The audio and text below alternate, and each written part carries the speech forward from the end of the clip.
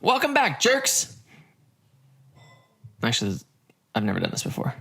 This is the first time. Like many of you, I'm grounded working out of the home office. So this week, I'm going to take a little bit of time. I'm going to focus on some topics that are interesting, that are energizing for me. I love talking about creating culture, so let's start there.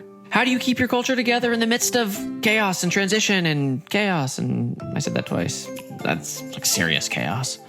Double chaos. If you're trying to keep it together, what should you be prioritizing? It's going to be me and my co-host today, Russell Wilson. Sideline Russell Wilson, of course. He's got the hat on in between throwing touchdowns. Now, we need to begin by defining culture because people always get confused about this. It's super buzzy. People talk about, I love the culture. It's so amazing. But generally, what they think is culture is not culture.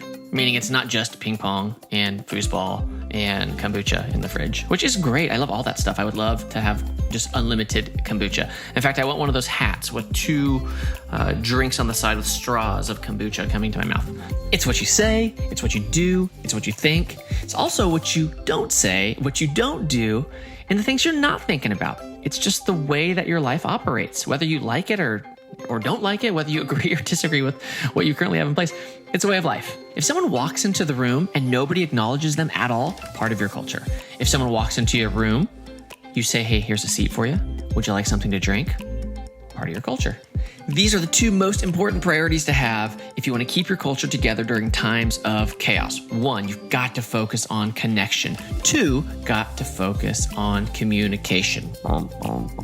There is pandemonium in households across the country right now because our kids are home and we're having to connect with them. Here's a recommendation. Why don't you have a conversation with one of your kids by just talking about a topic that interests them? If I want to go talk to my 13-year-old daughter and I say, hey, tell me a little bit about Bakugo.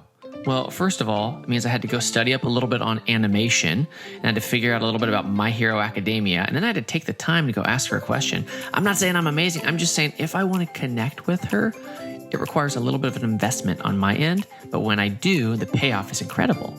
Same thing happens on your team. You're checking in with people, you're asking them how they're doing, you're offering to help. All these little touches go a long way because they're connections. Next, communication. This is the most important thing that we can do to help set expectations because when you're in chaos, things are different. If you don't figure out how to communicate during these times, you're going to have unmet expectations across the board. It's going to be bad. I'm actually pretty bad when it comes to this because I feel like I just assume that people know things that are going through my head. Don't do that. This is not a skill issue. This is an effort issue. This is about making sure that when things are especially unclear, that we're doing our part to provide as much clarity as possible. Russ, what do you want me to run?